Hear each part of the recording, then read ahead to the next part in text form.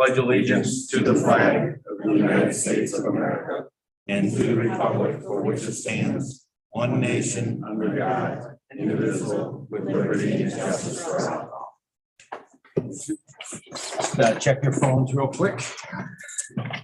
Get mine. Myself. Yep. Okay. Christine Clarko. Here. Mike Didio. Yeah. Trish Kerr. Here. Brian Madro. Present. Thank you, and Hans Pritchard. Yep. Okay. Minutes to approve April 11th, 2023. I'll move them. Any discussion? All in favor? Yes. Aye. So moved. Appointments, none. Departments. Carl, no updates. What is, Carl, are you here?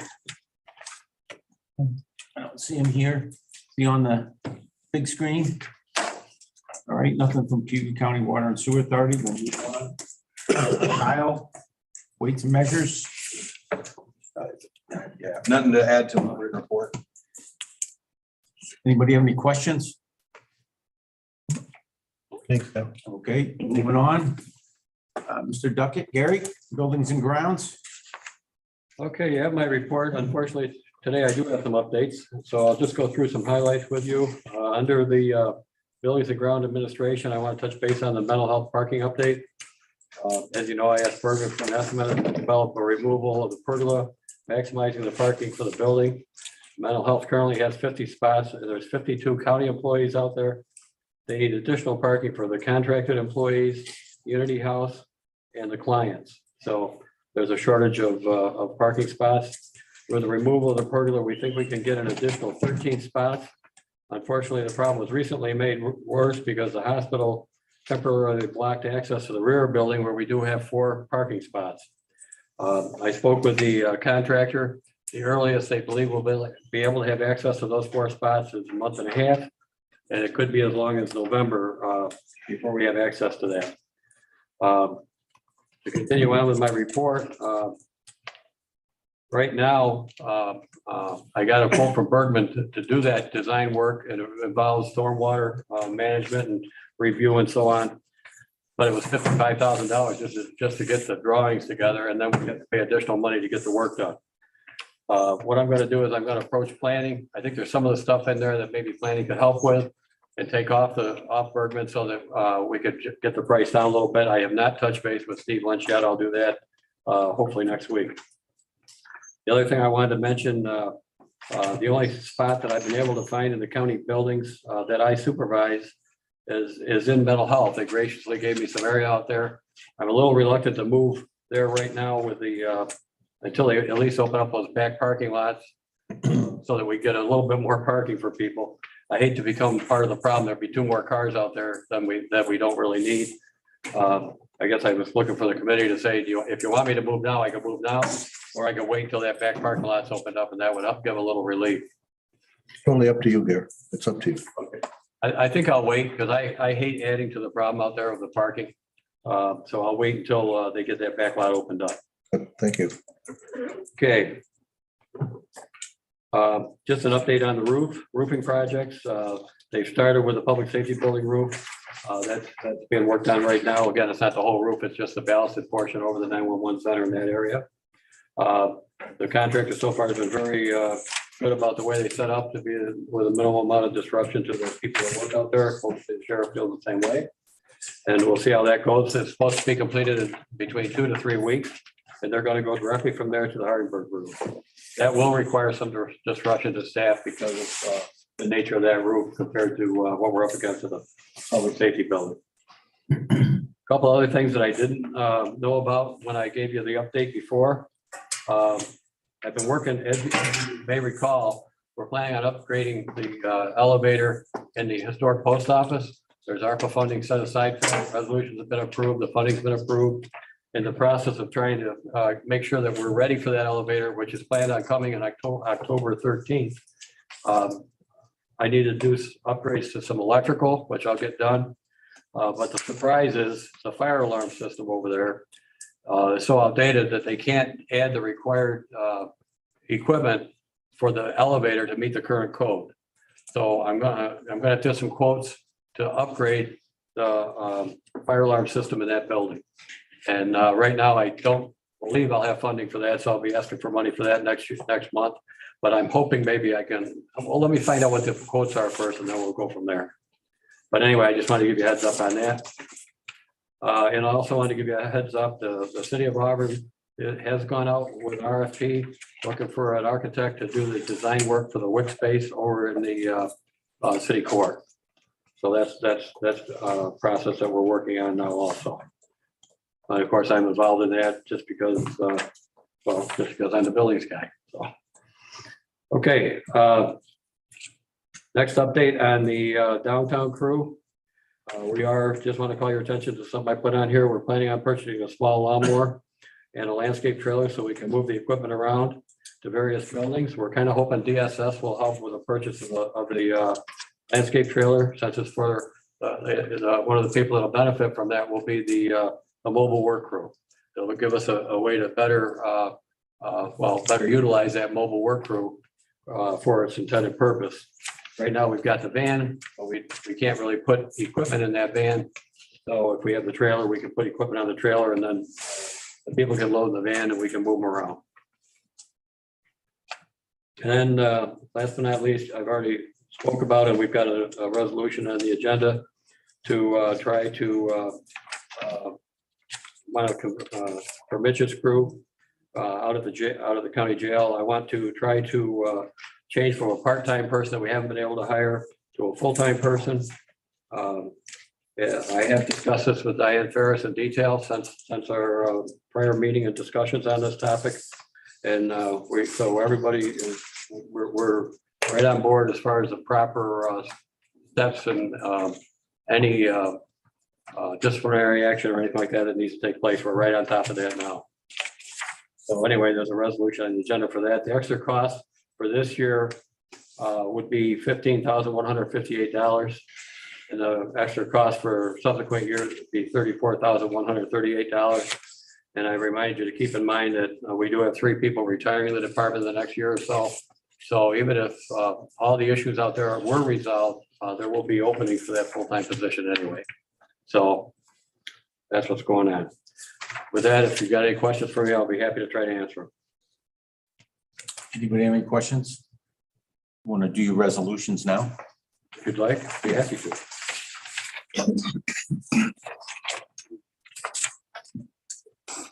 My first resolution is PW1, authorize the legislature to create the Buildings and Grounds Department to fill a full-time building maintenance mechanic, 2/3 vote required. Second. In discussion? Is this the mechanic? I did have a question. Is this for over at the county jail? Oh, or yes, is this public just safety building. Public safety building? And all the various, they also do the towers, the firing range and so on. So there's a lot of work they do out there. And you discussed that with us earlier. Yeah. Last month. Okay. Hearing no other questions, all in favor? Aye. Any opposed? So move to go to. Okay, PW2 is authorizing an agreement with the Cayuga County College Culinary Institute for the use of the county-owned parking spots to be extended for another year. You guys may recall last year you passed a 1-year resolution to allow them to park in the upper parking lot.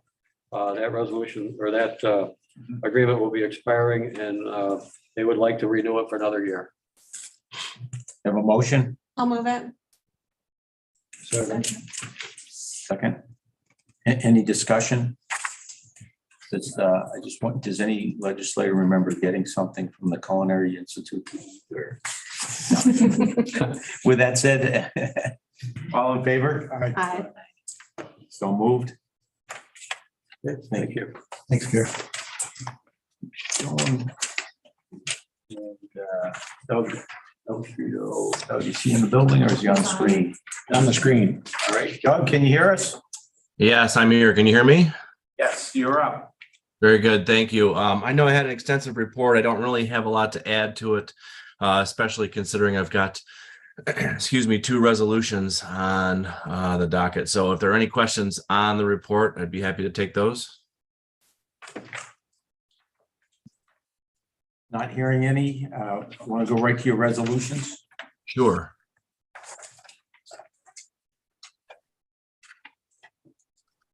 W6, go ahead. Do not have them with you. No, I'm just pulling them up here. Enlarge them, don't blow them up. Pulling them up.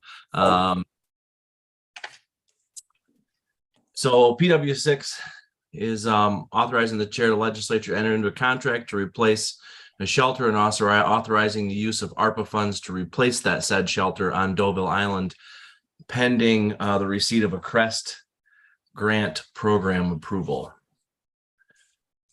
So we have recently gotten approval to apply for a grant. We got a total source swell contract price of $533,500 for replacement of a shelter on the island.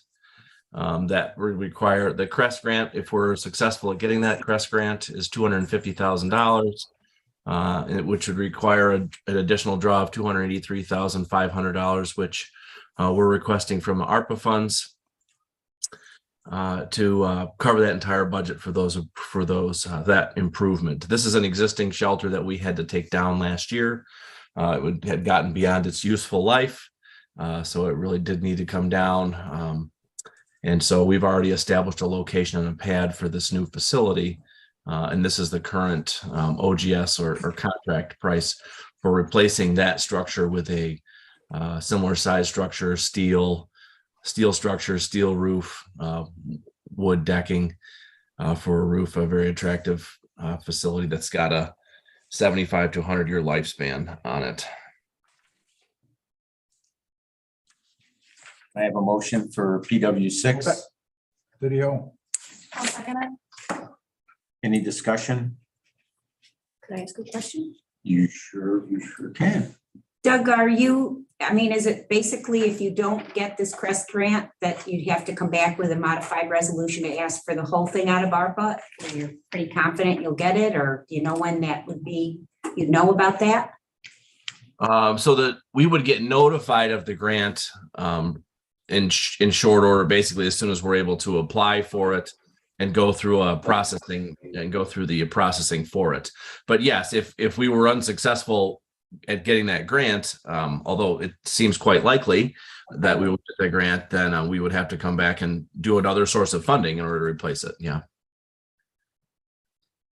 With that, if I can add, the original ARPA request was in around the 250 range, I think. So even with that, they get that grant, we still have to review the 283,000, the change in that.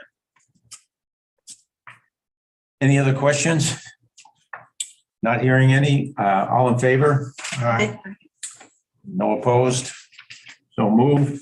Go ahead, PW7. So PW7 came about on Friday, and because it came about on Friday, I want to thank everybody for their help in kind of putting this together. Brittany and Lynn Marinelli and everybody, because we got a letter on Friday that said invited us to apply, which is always a very good sign to get invited to apply for this is the actual Northern Border Regional Commission Catalyst Program.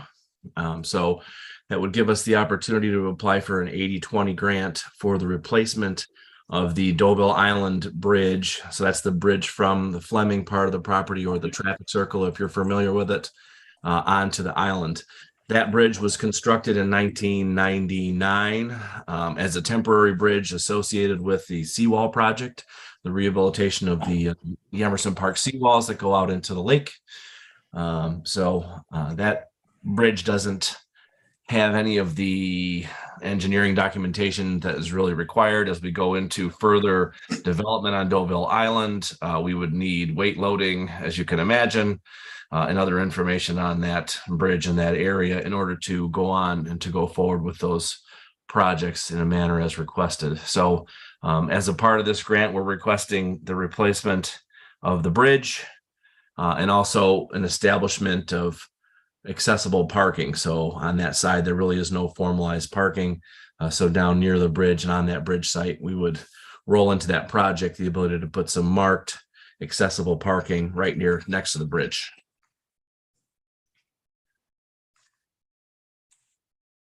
Can I have a motion to move PW 7? I'll move it. Second? Second, did it? Any questions? I have one. Yes. Doug, this is Trish. I was just curious about that project in terms of order of priority for Deauville Island. And is that a top ranking project, or is that project essentially being selected because it fits the grant criteria?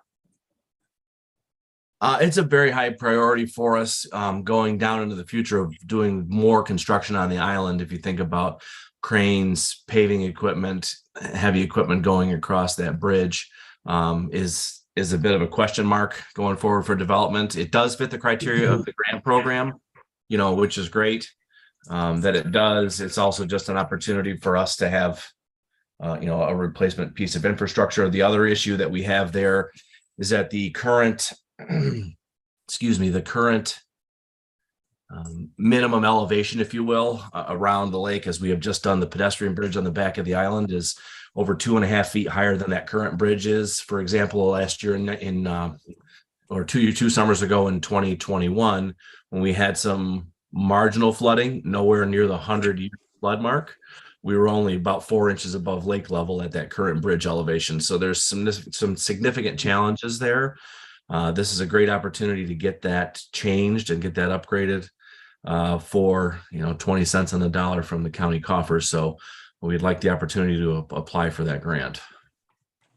Great, thank you. Doug, if you could remind us, I don't have the resolution in front of me. I read it earlier on what the 80-20 split is on the cost. Was there a cost in there? Sure. There's the estimated cost of replacing the bridge is $520,000, which would require a 20% match from the county of $104,000.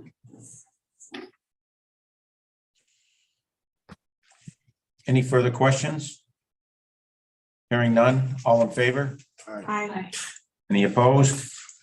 Not hearing that, so moved. Thank you, Doug. Thanks, Doug.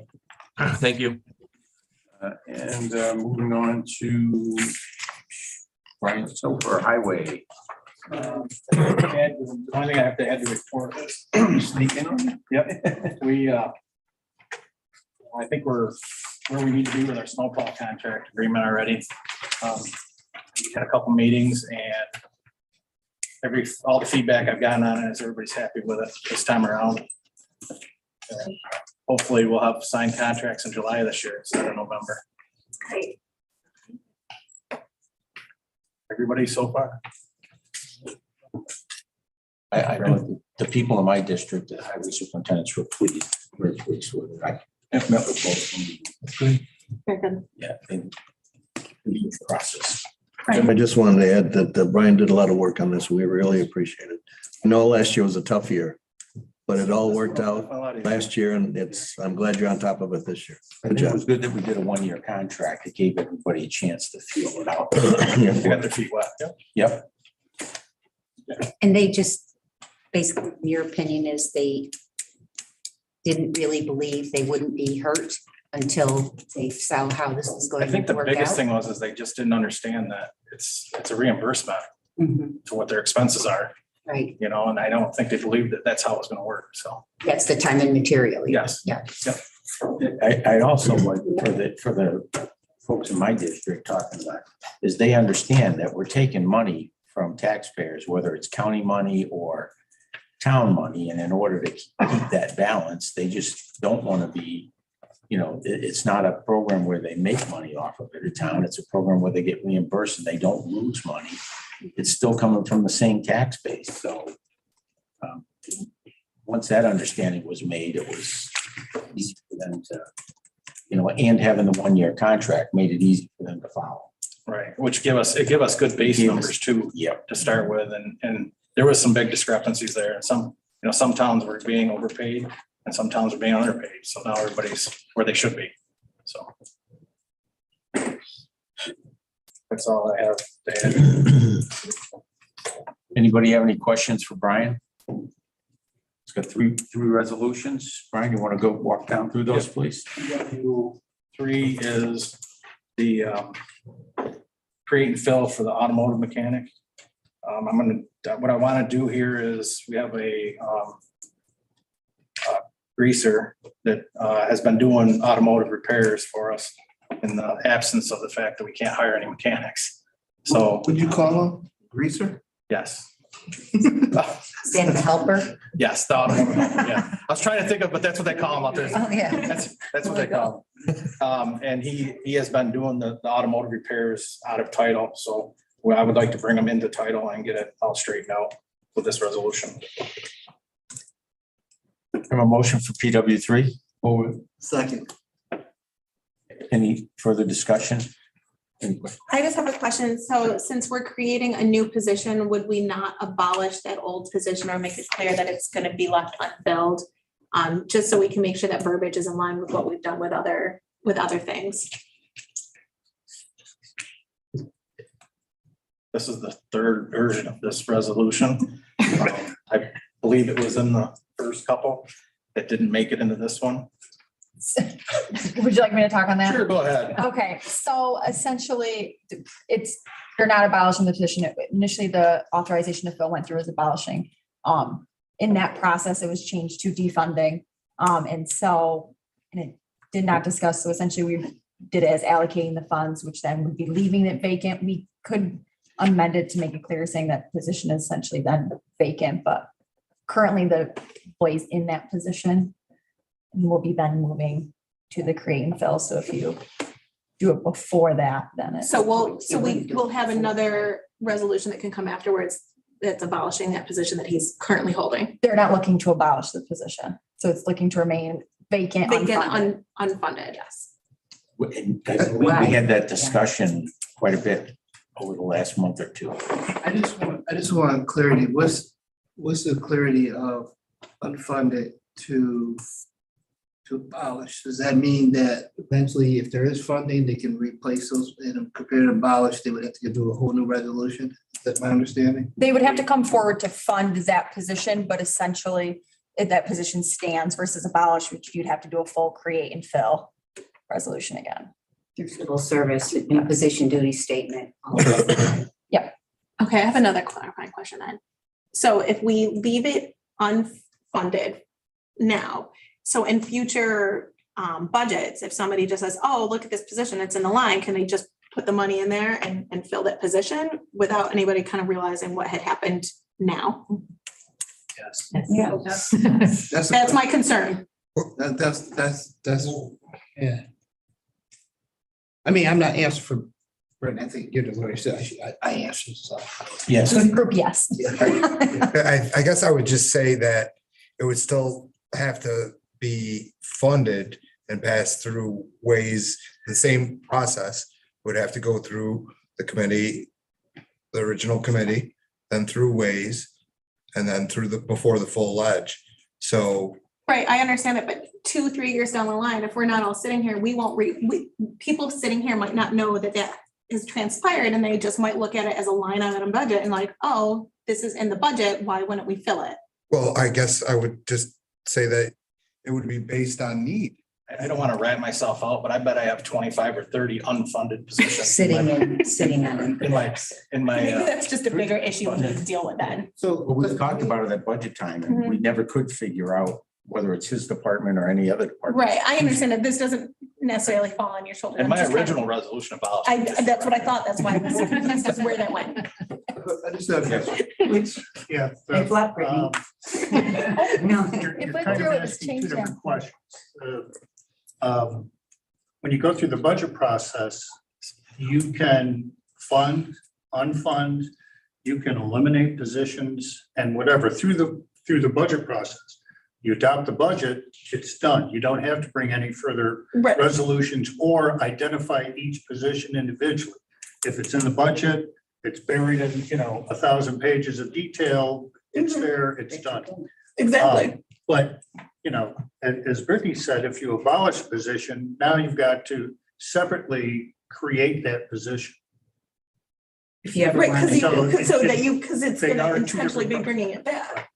Whereas I feel the other way could just kind of sneak on back in and Well, nobody Through- really knows through what the budget happened. process, but on the other hand, if Brian came back in November, aside from the budget, says, you know what, I really want you to fund this position, now you've got to amend your current budget. You see what I'm saying? So I do. it's one thing through the budget process, it's another thing to, if you're mid-year and you want to do it, well, then you still have to bring another resolution to the board, either to fund the position or create and fill, if you've abolished it. Right? My question is, Christine, like, I think I know what it is, but what is your overall concern? My overall concern is 2-3 years down the road, somebody's just gonna be like, oh, look, I want this filled. And we've had other departments have to abolish positions so that they can have the new one. So I just feel like we should be doing things consistently is all. And so if we're asking one department to do it that way, then all departments should do it that way. Because again, we might not be sitting here in 2 years. And so this conversation will be lost and nobody will know, like it just gets buried in the budget because it's buried and nobody's gonna really kind of know why that was left unfunded. Is unfilled. there any resistance about abolishing the position? No, that's how we wrote the resolution originally. I got it, but we back here today. Pretty much- I went through this the last time, so I tried to avoid I it. think it's a valid concern. So is there any, if there's no pushback, No, it's just, all it does is for the department heads, it will create more paperwork because they have to recreate the position and go through all that, but. If they want to bring it back. Correct. Go ahead. see, that's a valid point. No, yeah, it is all the difference between a department head coming to us and say, I'd like to create and fill a position, which makes everyone go, you know, and then versus fill a vacancy. And it's that's different. Well, it'd be Totally filling different an things. unfunded vacancy, correct? It would be Unless they just put it in the budget. Fill an Unfunded vacancy. Which is, Which also we tend to favor yeah, versus the create and fill. Right. It's like, oh, this. absolutely. This is, so it is more difficult. Brian, do you have a problem changing? Department has to come up So with. everybody- Oh, actually, when I talked to Diane, she says just have them amended on the floor. So go ahead. I get one comment before we do that on that. Is this, I just want to check, is this the one where, because we created this motor pool and so It's- forth, or is no. that a different one? No, this is a different situation. Okay, all right, then I have no issue. with it. go ahead. Obviously, and I'm sure it's not a huge deal, this is a higher level position going from a Yes. helper to a mechanic. $4,000 a year impact on the budget. And then you don't need any money to do it because there's probably I money have- in your point one from vacancies or. Yes, I have 7 vacancies right now, so I Yeah, don't have an okay. issue with funds, I have an issue with people. Exactly. So can I make a motion to amend? Well, do we need to withdraw the first motion on PWC? No, okay. Go ahead. Make is it one position or two? You said it's one? One. Just wanted to abolish that Mechanic helper. mechanic helper. I was going to say it, you're right. Greaser. So we have a motion on the floor to abolish the mechanic helper from Brian. Can we have a second? I'll second it. Mr. Chair, point of order. Go ahead.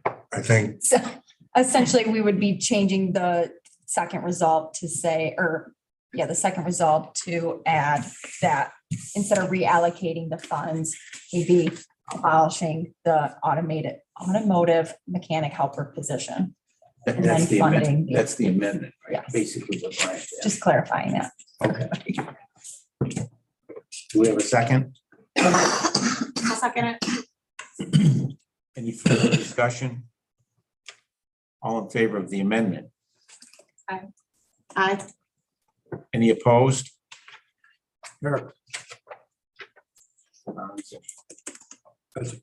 Opposed, and Mike? Two opposed. Now I need a motion on the amended resolution, correct? Motion is amended, yeah. So I need a I'll move it as motion, amended. motion as amended, yeah, the PW 3. Can I have a motion on that? I moved it. Somebody's got a Okay, you second. did? Okay, I'm sorry. Second. The second, Second. Trish Kerr. Any discussion on that, on the amended motion? Okay. Hearing none, all in favor? Aye. Any opposed? Two. Two? Yep. Opposed? Did you get those? Not opposed? Okay. All right, so moved. We have one opposed. Two. Hans, you opposed? No. No. Oh, sorry, I thought you raised your hand. All right, so moved. One. Thank you, everyone. Go ahead, Brian. PW four is authorized to transfer a fund between the accounts. This is just to straighten out the budget lines that apparently I made a mistake when we're putting them in, shifting the money from one line to another. We won't get a chance to see that one. Read it. I have a motion for PW four. I'll move it. Second. Second, Trish, thank you. Any discussion? Not hearing any. All in favor? Aye. Aye. So moved. PW five. This is the FEMA funding and transfers for highway. This is accepting in the tropical storm flood money that we finally received, putting in accounts that we used it out of. Have a motion to, for PW five. I'll move it. Any discussion? All in favor? Aye. Aye. Aye, so moved. Anything else, Brian? No. All set? Good. That looks like it concludes the Thanks, Brian. Public Works Committee agenda. Anybody have anything before we close? Have a motion to adjourn the meeting? I'll move it. Move it. Seconded by Mike. All in favor? Aye. Thank you very much. So I saw this. JPS in about 5 minutes or so.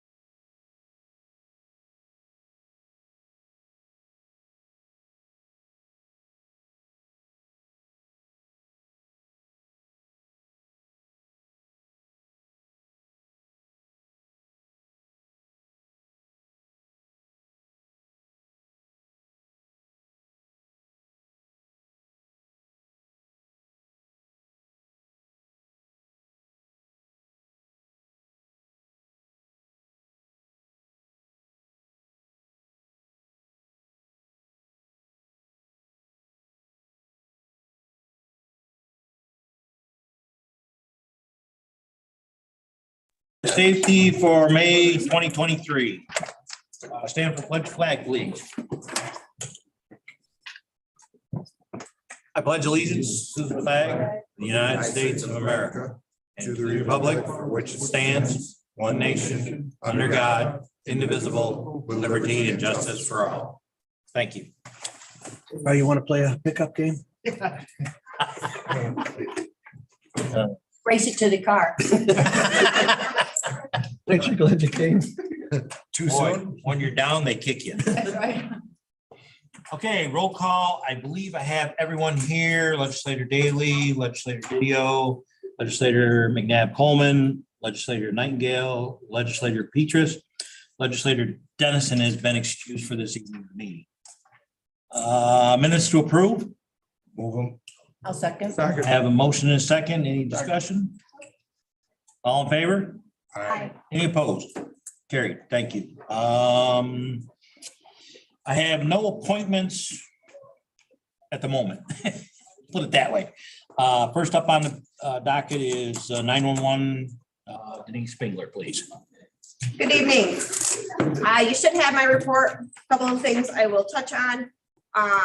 Dispatch is in the backup center this evening. If anybody wants to stop in and say hi. They're here through the weekend. The roof is being worked on at the public safety facility. So this week we've been stripping the primary center, cleaning it, shampooed all the rugs, in preparation for them to return next week. Spillman conference is tomorrow. That's the New York State Spillman Users Group. So Spillman is our computer aided dispatch. That's what staff uses to input calls for service and dispatch units. We're hosting that this year at the Senate Fire Department. So that's tomorrow. In regards to the communication system, I did send an email out about this just as a kind of an FYI, but the paging infrastructure, we've kind of had some troubles with that over the last few months. They're not major troubles, but they could become major troubles if we don't in the next year probably address this project. Currently, there's a piece of equipment at each site. It's called the Quantar. It's basically a base station, and that's what the paging system operates through. There's one at each tower site. Those are like every other piece of technology. They're dated. They're probably about 11 years old now, and at this point, they're not manufactured anymore. So we do have some spare parts because that's something that obviously Motorola has always been very good about. Some of our sites we keep spare parts. So not something that needs to be done tomorrow or next week, but it is a project we definitely need to keep in the forefront to work towards. That's missing a K on it. That project is $850,000. Yeah, we wouldn't be having this conversation if it was $850. It would have already just been done. Obviously I'll do what I can to work towards grant funding for that. But I'm going to be upfront that some of it probably is going to have to be budgeted. The last thing I just wanted to touch on was the renovations for this building.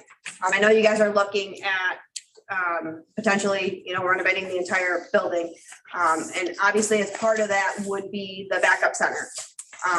If you do peek in there, you'll see tonight our backup center is tight. We think back, both the centers were created and they were built in about 2000. When 4 was our staffing, they kept 4 on the floor was usually the max. We're 6, 7 sometimes now, just based on the busyness of the center and call volumes. So we've outgrown our primary site, let alone the backup. We've had to actually pull staff off the floor this week because we just don't have enough seats at the backup center for staff. So with that said, if the decision is made to do some renovations here and the backup center is renovated, though I like us being in the public safety facility, it might financially make sense to make this our primary center if we're going to renovate down here. I don't know that I see putting money into that backup center and renovating it and not doing it a full scale project would make sense financially. So that's just something I think to think about when you're going through this process. And then this would become down here would become our primary site. And the public safety building would be our backup. Probably not best case scenario, but if we're gonna put money in the backup site, it probably would make sense to do that. The sheriff and I have talked about some renovations at the public safety facility because, again, we've outgrown that facility and we definitely need some more space in there. We don't have we don't have office space, both myself and the sheriff, lack office space. We don't have dedicated training area. We're always looking for areas when we have training, to get space. So, those are just things to start thinking about down the road for projects. But the backup center is definitely one to think about when you're looking at the renovations for this building. Hey, Denise, you got a couple of resolutions? Yep, I do. JP 1 is to fill a vacant supervising emergency services dispatcher position and backfill the vacant dispatcher position. I'll be honest with that, the backfill isn't gonna come anytime soon. I don't have a list right now, so that's gonna remain open for some time. Move it. Second, I have a motion and a second. Any discussion on JP 1? Hearing none, all in favor? Aye. Any opposed? Carried. JP 2. JP 2 is to contract with Stansel. Stansel is the provider of our recorder in the backup center. This will be the last year that we do this. We are going to replace the recorder in the backup center with some grant funding this fall after we do our radio refresh in August. Need a motion? I'll move it. Second. Any discussion? Hearing none, all in favor? Aye. Aye. Any opposed? Carried. Do you have anything else for Denise? Yeah. A quick question for asking the sheriff and Denise, and if this is too much of a week right now, but how much interaction is there between 911 and the sheriff's department? A whole lot. I mean, with all of our law enforcement agencies, there's a lot of direct interaction. All right. Any other questions for the Mr. Spingler? The last thing that I have is I just want to make sure that everybody is aware that it is the sheriff's birthday today. Oh. There's cakes up on the table. There's already cupcakes up there. Thanks. Up there. Would you want me to Thanks a lot, say? Denise. That covers interaction there. No, I mean, there really is. Like, we have good partnerships with all of our, there's a lot of interaction. And that camaraderie, you build that with. Well, I know, I'm just saying interaction, because the two departments are in the same building, so you can walk across them. Yep. That's all. I'm sorry. To that, wouldn't that be a downside of That's, moving? I didn't. It would be a I didn't wanna downside of get- moving, but I didn't wanna get into financially. the weeds Oh. of it. Yeah, no, so yes, it would be a downside. Where would we probably prefer to be in the sheriff's office, to be in the building with them? But Sounds like a small I think vacation. financially, if we're gonna invest in the backup center, it might make sense to do that. If we don't include as many parking spaces. Okay, thanks Denise. Thanks, Dave. Next up, sign council. I believe Mr. Hoskins is here and he has Mr. John Price with him also. Thank you, Mr. Chairman. Good evening. You have the St. Council report. I have nothing new. I have no resolutions. I just have one update. I notified the chair of the ledge as well as the chair of the committee in this new adopted budget. We had talked about it last month, I believe, the possible increase for the attorney costs that did go through. Their new hourly increase was raised to $158 an hour. Right now, they get paid $60 for a misdemeanor and $75 for a felony. There's no difference between the two. It's $158, whether it's a misdemeanor or a felony. And the state, in their divine wisdom, has passed this increase on to the counties and have said that they'll only pay for half of that increase. So what that means for Cayuga County is on the new rates, we're gonna pay $116 and the state's gonna pay $41 when it comes to an hourly rate.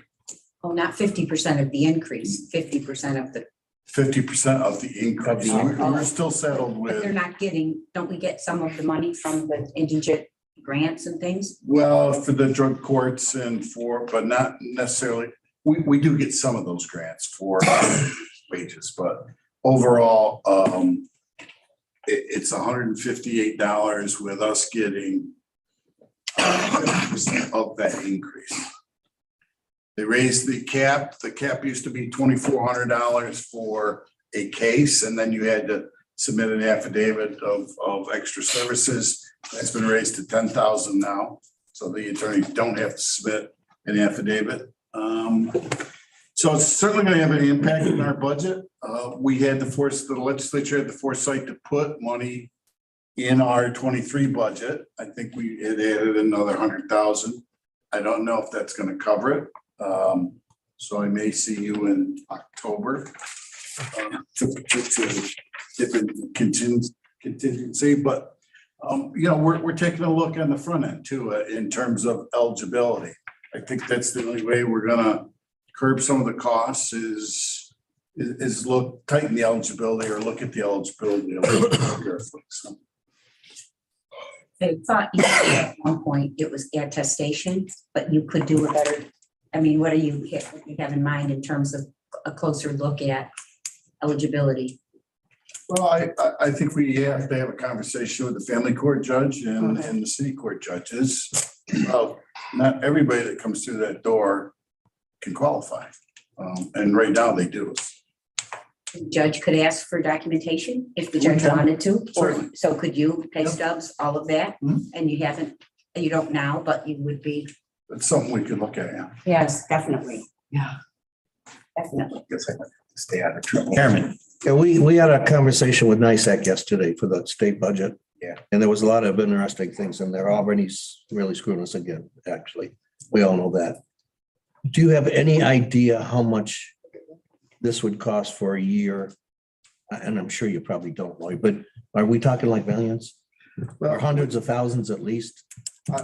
I looked in 22, we spent like 1.1 million for 1,800 cases.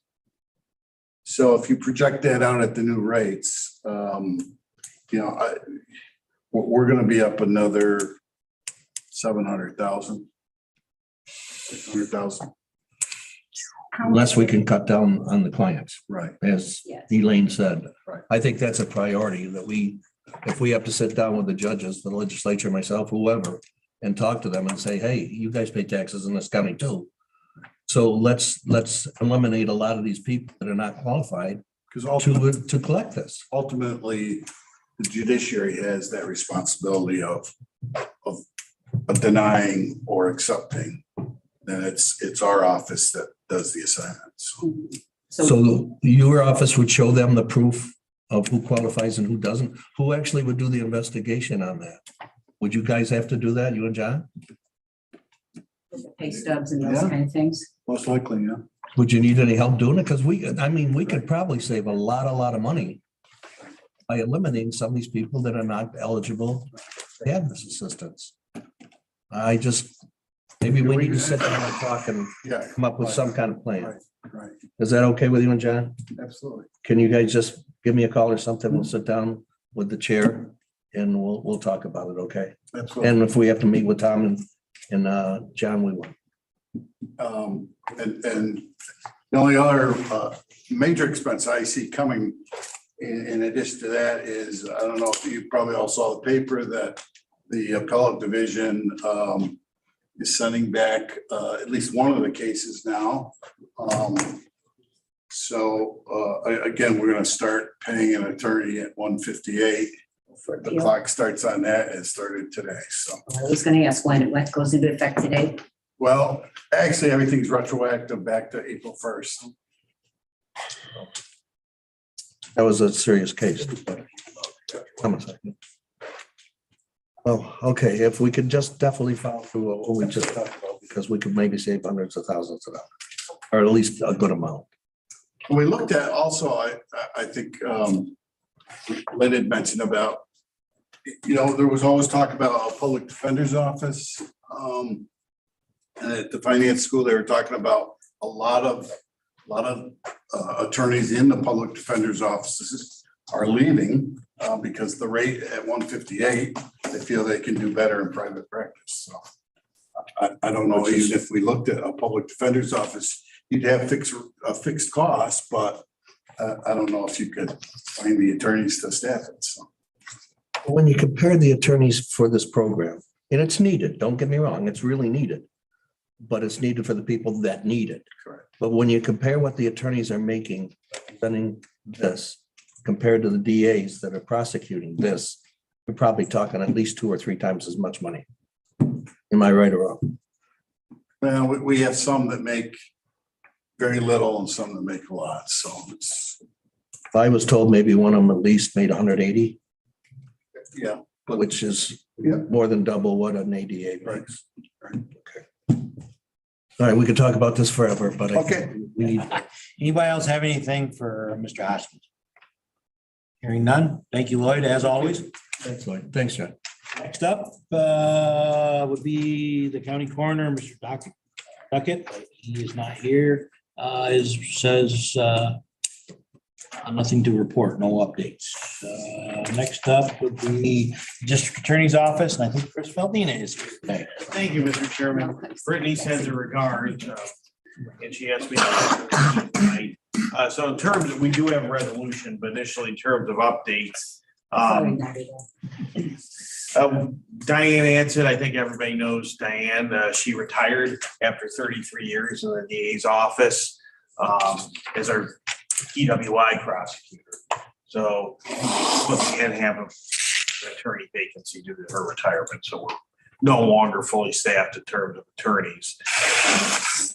Brittany has some numbers in here about grand jury indictments per term. January of 22, we had 32. May of that year, we had 47. September of 22, we had 42. So something increased by month. And then this January, we were at 65. So it appears that our indictments are going up. And of course, those are the most work intensive cases. Those are the felonies. So it looks like we're definitely having more indictments. I do want to, it's not on the agenda, but I do want to list or address rather what Lloyd brought up in terms of that appellate reversal we had. I can't get into everything about this because there's certainly grand jury issues and deliberative intra-office issues. But what was reported is that Gage Ashley, who was one of the 3 defendants in the Delavan Street homicide that was in November of 2019, his conviction was reversed because somebody who'd been on the grand jury had been convicted of a felony. So the background of this was it turned out that a grand juror had been convicted. I'm not obviously going to mention a name, but a grand juror had been convicted of aggravated unlicensed operation in the 1st degree in 1989, and then a felony drug charge in 1990. Of course, the grand jury took place in 2019. So close to 30 years before the grand jury. We get the grand jury from the court. We're not really involved in the grand jury process. We can't run grand jurors' criminal histories. So this was something we not only had no knowledge of, but we had no control over. Somehow the defendant and his attorney became privy to this information and the papers that were filed with the court. Supposedly somebody in a garage heard this grand juror talking about the evidence of the case, which of course they're not supposed to be doing. And then somehow this person knew that the grand juror had a criminal record, somehow knew to provide this to the defense. I don't want to say they sat on the information for 7 months, but they were evidently aware of the information.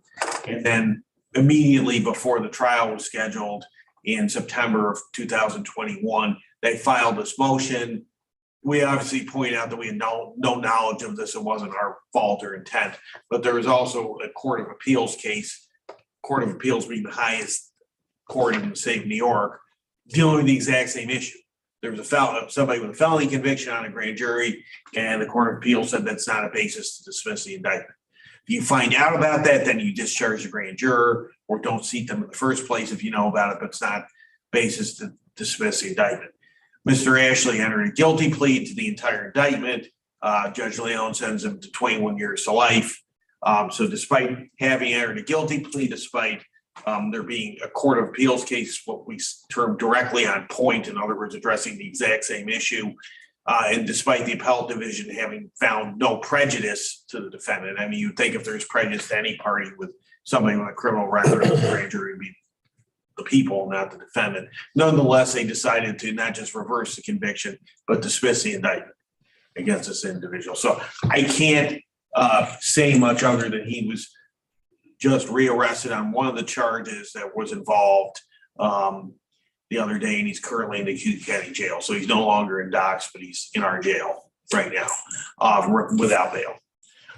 So in terms of other cases, I don't want to really get too much into that, but it's not automatic. A defendant would have to decide that it was in his or her interest to challenge the conviction. The court would have to look at that. There could be different issues depending on the stage of the case and the other aspects legally. So it's not a self-executing thing where every one of those convictions gets reversed. We're looking at our options going forward in terms of challenging this at the Court of Appeals, as well as proceeding forward with the case. So hopefully that addressed everybody's concerns with that issue. After hearing from Lloyd, my recollection, and Lloyd or John can correct me if I'm wrong, is that wasn't Todd Sloan retained on that case? He was retained on that, so we didn't spend any money on the initial. Yeah. So the original case, he actually retained an attorney. So he was not assigned counsel on appeal. He was assigned counsel. We'll see what happens going forward in the case. So are there any questions about that before I move on to the? No, I think so. That's a great explanation. It really is. Yeah, thanks, Mr. Chairman. Chris, you do have a resolution. JP3? Yep, I was gonna move on. Thank you, Mr. Chairman. I was gonna move on to that. That's essentially to accept the CARP grant, which is our Crimes Against Revenue Prosecutor. It's money we get from the state. We just need the resolution passed to receive that money from that grant. I'll move it. Second. I have a motion and a second. Any discussion? Hearing none, all in favor? Aye. Any opposed? Thank you. Carried. Thanks, Chris. Thank you, Chris. Next up, fire and EMO, Mr. Riley Shirtcraft. Good evening, everyone. You have my report in front of you for the last month of activity for the Emergency Services Office. We just a couple of brief highlights. There aren't any updates to add to that, but just highlighting a couple of things. We are continuing to move forward, hopefully tonight, with a resolution on the Public Safety Training Center and moving forward with construction documents and schematic designs as it relates to that project. We have got some kind of preliminary results as it relates to the real estate property tax exemption. I know that's been a buzz topic for members of the legislature over the last few months. I've had 14 departments now respond to me among fire and ambulance agencies to give just kind of a general idea of what that would mean. I can make those available to the ledge as a whole. I've made them available to the chairman of the committee to at least disseminate or start discussions. But again, we're looking at about 14 departments out of roughly 34 in the county. Continuing to push for responses, but again, this is kind of the hold that we're at since we first disseminated it back in February. Continuing on in conversation, we've issued several grant applications, including one that is joint with the sheriff's office. Very hopeful about that. We're going to be continuing on through operations. We've had a very busy month in terms of operations for this county, including the double fatal fire in Locke, as well as an additional structured fire in the town of Niles. So that is just kind of a highlight on there. Training continues. We've got a number of trainings that are being offered through the state, including we have an exterior firefighter course that's being offered as a blended learning. We actually are full past capacity with a waiting list. Typically we run that with 20 and now we have, I believe, 24 signed up as of today with an additional 5 on a waiting list.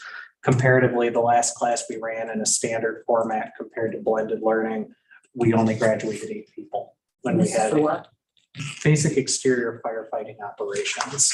Everything beyond wearing an airbag, essentially, throwing ladders, pulling hose lines, changing the air packs for those who do go inside. But we started one class with 15 and ended with 8 in a conventional platform, but as blended learning, we have 24 signed up.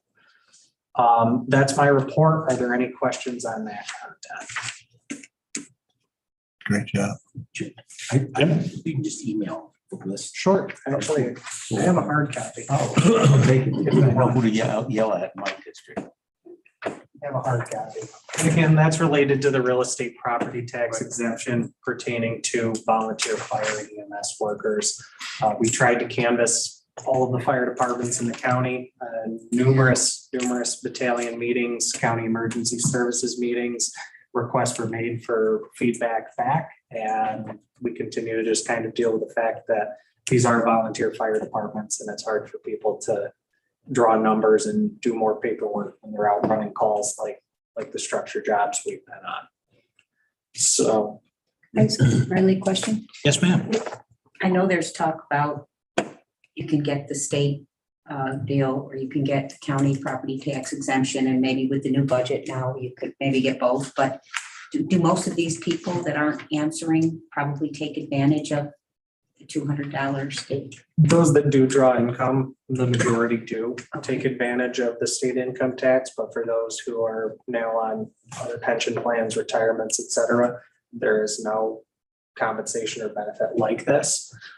Again, I'm appreciative of the state budget in the sense that hopefully both would be allowable. However, we're kind of at a point where either or, and for some, it might be a little bit more, but majority of the time, especially looking at the mean average of properties that were actually returned, they would actually be below that. I mean, the mean value of properties reported, there were a lot fewer departments that reported the total value, but about $135,000 was the going average for firefighters or EMS workers in this county.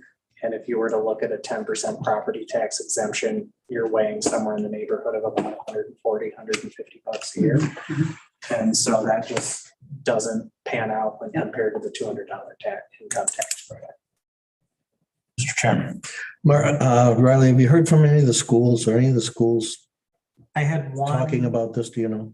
I had one inquiry from the Auburn and Large City School District through Real Property.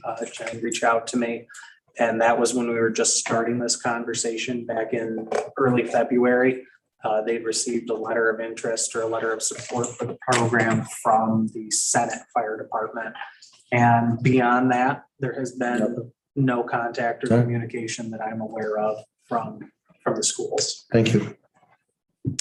Just Elaine, if I may correct, I think when I listened to the state yesterday on the budget, I think they voted down combining or making it.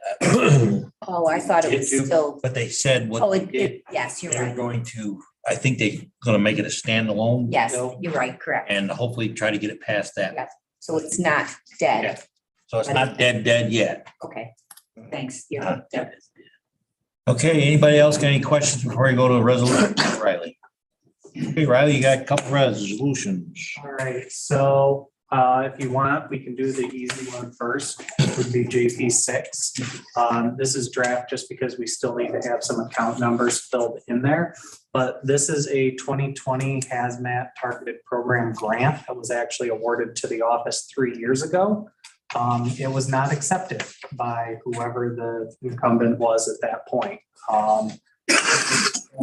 Resolution to accept it. There's roughly $81,000, I think $900 sitting in an account in Albany that we can start vouchering for. We just have to have an account for that funding to be applied to.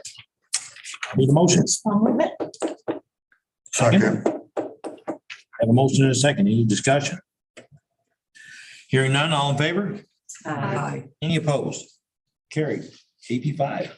All right, JP 5, going back to the Public Safety Training Center. As part of moving the fire tower project forward, I reached out to Bergman using the county's authorization to have them as essentially an on-call engineering firm for construction consultant. Went to them and asked to take everything to move to the next steps, including working with and directly helping us through the bidding process for contractors. The return was a $121,000 quote plus $2,000 in reimbursable receipts for the finalized design services. This is expected to be roughly a 16-week process to work with Bergman in developing our conceptual drawings, where we presented those 5 separate plans. We narrowed it down to what we called 1A.2. And now we're going to take those and do everything for the actual site, including lighting, wiring, essentially what we need to go to contractors with an RFP and say, this is what we want you to build. And then have them also look through and find or identify comparable numbers to say, this is what we should anticipate in the final construction build with greater detail than the initial conceptual rendering. Okay, do we need a motion? I'll move it for discussion. Second. I have a motion and a second. Any discussion? Wayne? I just had one question. I assume you're going to need funding. You don't have $130,000 in your budget. To do I'd like this. to request this from ARPA funding. I mean, this is. Shouldn't that be part of the resolution? It is in the title. Oh, it is now. It is now. It's in the title. We actually replaced his draft resolution with a Oh, I had updated one. version today, so with our apologies, the resolution in the packet identifies the ARPA funding. Okay, I probably stage. didn't have the updated version of this. Okay. If you decide to go forward, if you decide to go forward, we have to do other things. We have to create the capital H. We have to, But ARPA, I'm totally in this support of the stage, project. do ARPA's going the to pay designs. this. We've got our. Yep.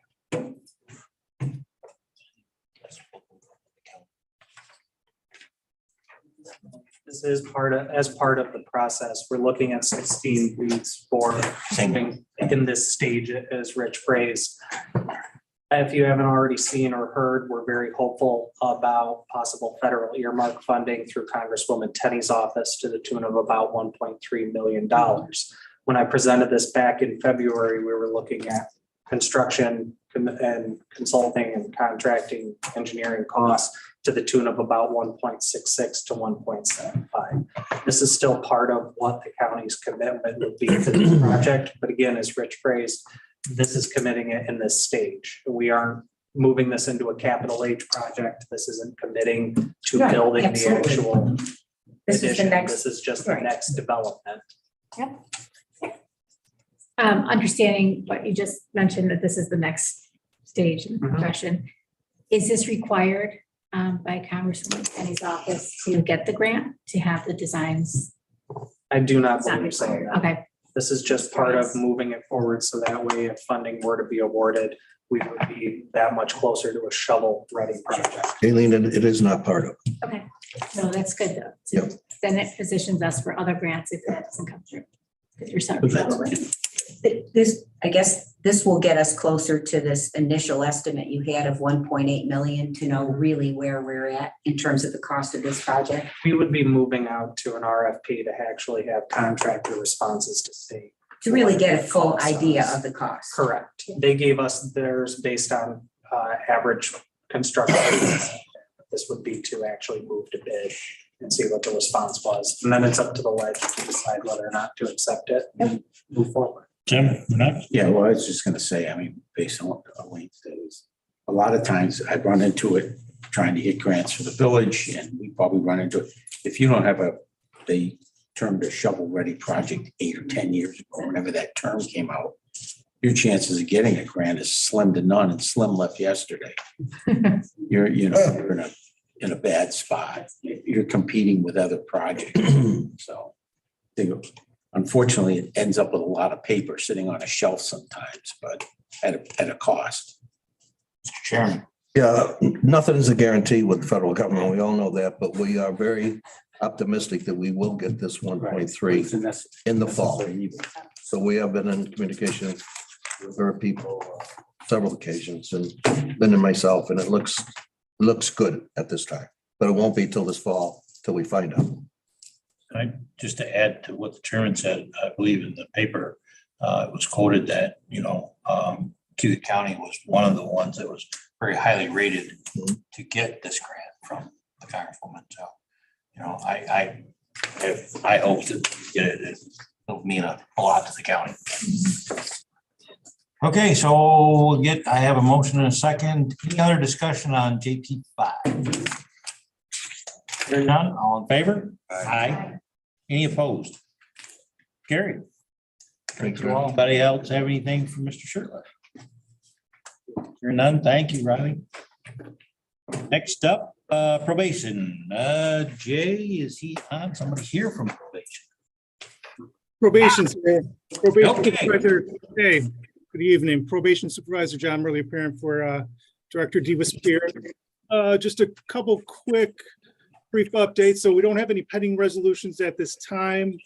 There's no update for the Alternatives to Incarceration Board. However, we're going to be meeting later next month. Vehicles in 2020, we were authorized to get a new vehicle with ARPA funds. We should be receiving a 2023 Chevy Equinox in the next 30 days. That'll be the first new vehicle that the department's ever received. We currently have a 2011 Dodge Durango that the department may look at surplusing in the future depending on department needs. Future budgets should include the plan to replace the department's 2014 Chevy Explorer currently. Future department vehicles should be equipped with radios, strobe lights, and transport. And additional funding may be required to install radios in the 2 of the vehicles that we currently have. We're going to get a quote for that, for the installation, and if necessary, request will be made later at a later date. And I guess lastly, the department is fully staffed first time since early of 2022. We have 1 probation officer that still needs to complete fundamentals of probation practice. However, she was able to complete the basic course for peace officers over at the Cayuga County Sheriff's Office last month, and that was extremely helpful. Okay, thank you. Does anybody have anything for probation? One thing. Yeah, I just want to thank Shireen for working with Jay for getting this vehicle and for working with Brenda at the Office for the Aging for getting them 2 vehicles. She's did a great job working with both of them because it wasn't easy, but she was very successful. I want to thank her. Hey, anybody else have anything for probation? Thank you, sir. Thank you. Okay, next up will be the sheriff.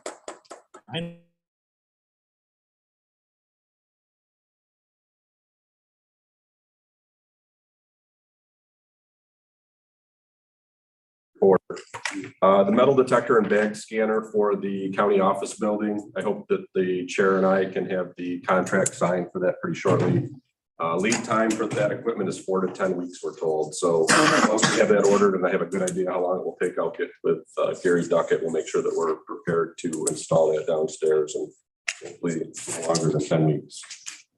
And then I just wanted to bring to your attention, next month, I'm going to have to bring forward a resolution to make a budget amendment. There's some good news and some bad news with this. The bad news is we have an adolescent offender who is currently being boarded out in Oneida County at their sheriff's office. They have a special designation there to be able to hold 16 and 17-year-old adolescent offenders if they're placed in secure detention by the court. We're unable to do that due to the layout of our facility. So we have to utilize one of the few jails in New York State that can do that. It's very expensive. It's over $1,600 a day to house this individual.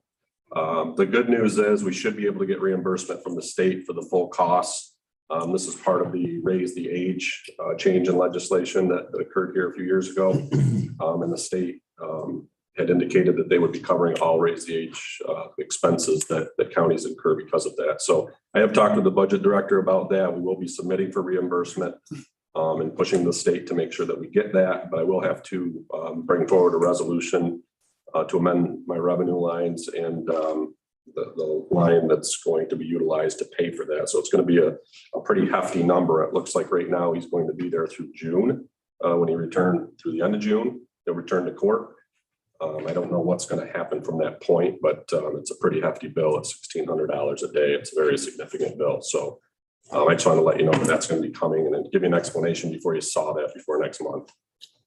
Would it be budget neutral, Sheriff? I mean, you're gonna increase the expense line and the revenue line, so you don't have to pull it from somewhere or? Correct. That's what we'll be doing, but we're obviously going to be pursuing the state for 100% reimbursement because they had indicated that they will be reimbursing for those costs. So Why no Hillbrook? I was thinking. It's not. actually, the biggest problem is a lack of beds. With the raise the age legislation, there weren't enough secure beds for 16 and 17-year-olds. In fact, I may have reported to this body in the past, we've had a couple instances where we've had to actually sit on 16 and 17-year-olds in interview rooms because we have no bed for them overnight. So we've had people that have had to sit with them overnight while we try to find a bed. There's no beds available. The state did work with a few sheriff's offices to implement, make available some beds in some areas where, you know, they're not in contact with any other inmates. They have to be basically housed alone. There's a lot of different rules that come with that, and we just don't have any available space where we can do that. So unfortunately, we have to contract with Oneida County right now to house that individual. But there are almost zero secure beds. Hillbrook wasn't an option only because they were probably housing Onondaga counties, right? Yeah, that we've tried multiple times to get folks in there. Once in a great while, we can get somebody in a bed at Hillbrook, but a lot of times they're full. I mean, it's really created a problem. There weren't enough beds throughout the state when they changed this legislation. It's gotten a little bit better with the designation for the certain sheriff's offices to be able to take them, but it's been a real problem finding beds for juveniles and adolescent offenders.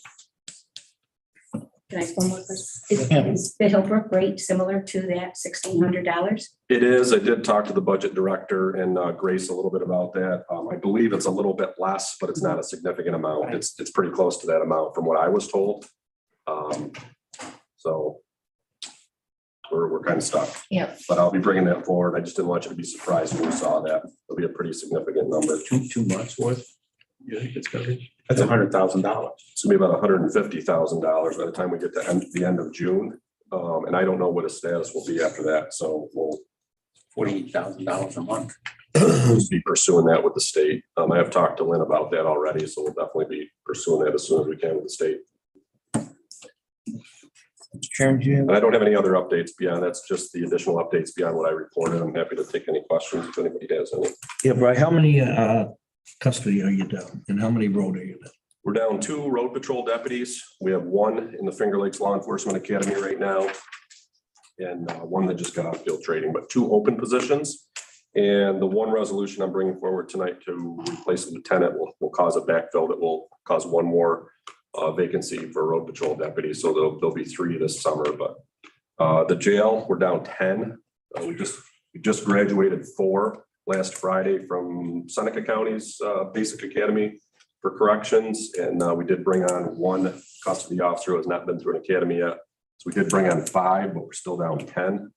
And as I noted in the report, we've teamed up with the college to do some recruiting, and we're going to try to do that at least once a month, year round, to start trying to drum up some interest locally for these positions. So we've been able to hire some, but we seem to lose them at a similar rate, especially in the, unfortunately, we can't get them to full staff, but we continue to recruit.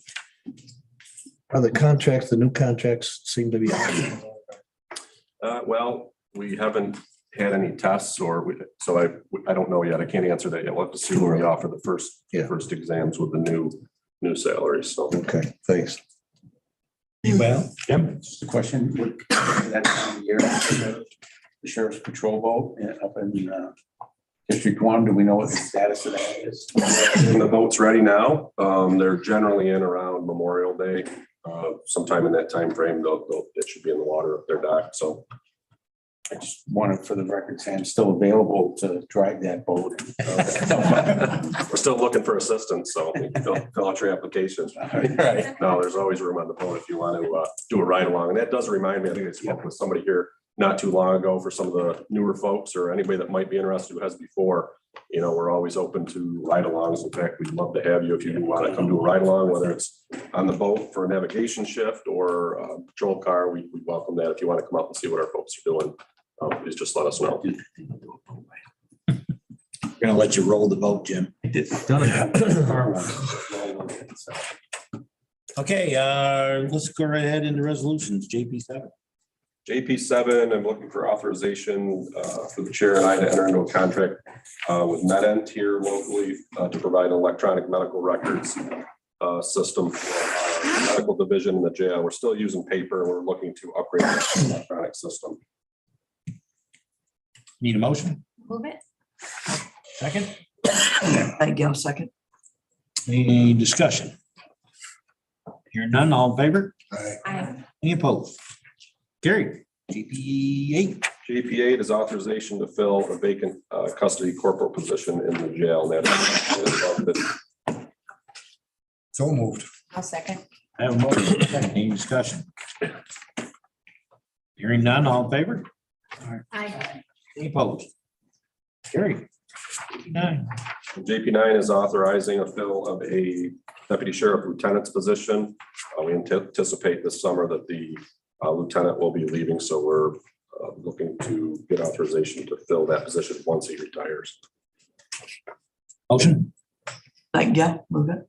Second. I'll second. I have a motion and a second. Any discussion?